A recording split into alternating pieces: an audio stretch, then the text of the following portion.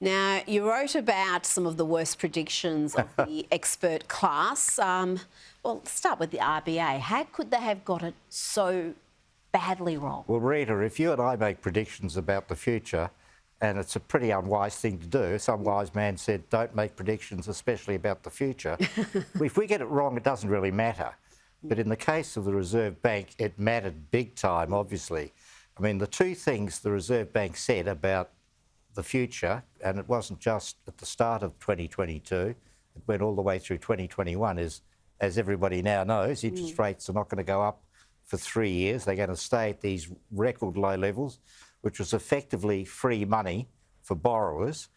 And secondly, they said that inflation is not going to be a problem in 2022. But now, getting both of those things wrong played out big time, as you indicated, with interest rates going up sharply. But it's economics 101. I'm not exaggerating there. You learned this in high school economics, let alone university, that if you pump all this money into the economy, then the risk of inflation goes up. Absolutely. And if inflation goes up, the risk of interest rate increases go up. So how could they make these predictions about we're not going to see rate rises, we're going to see these record lows until, 2023, when we were pumping so much money because of COVID into the economy to try to keep things going? How could they not at least be cautious about the impact of that spending? I mean, they formed this idea, led by the Governor, Philip Lowe, that they needed to give confidence that rates would stay at these record low levels in order to stimulate business investment and activity. Obviously, they took it too far, and they didn't see the inflation as it was coming up, just exactly as you nominated, Rita, because inflation was kicking up sharply in America, particularly all through 2022.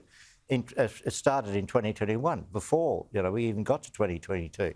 And pumping all that money, all the things that we're doing in relation to COVID also, we're having created this supply chain disruption that forced up prices. So it was a big mistake, and people have been hurt by it.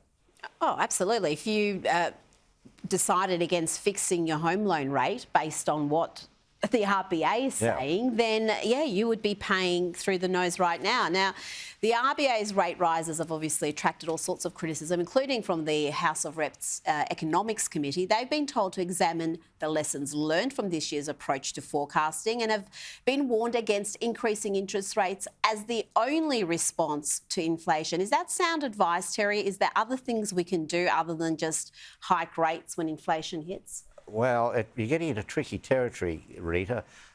We've created this momentum which has worked very effectively since the 1990s, that the single policy tool is interest rates. It was combined with the idea that the federal budget should run a surplus, so that the federal budget was not used to either pump up the economy or to slow it down, that responsibility rested entirely with the Reserve Bank and entirely with raising and lowering interest rates. But we're coming out of a period which is extremely challenging in terms of what are the policy metrics that work best. Maybe we need to think more broadly about how we tackle inflation when it's not purely driven by excess demand. Now, last bit of advice, Philip Lowe, has he had his time? Should he go and, find a hobby? Well, I mean, a number of forces are at work, obviously, not just the way the Reserve Bank behaved and the dreadful situation they created over the last 2 years, but the idea that we need to change the way the Reserve Bank works more fundamentally. So it's a big question. His term expires in September. The previous two governors have both had their terms extended by 3 years. I guess we would have expected that would normally take place. But there's now a big question mark. Absolutely. Terry McCrann, thank you so much for joining me, and Merry Christmas. Rita.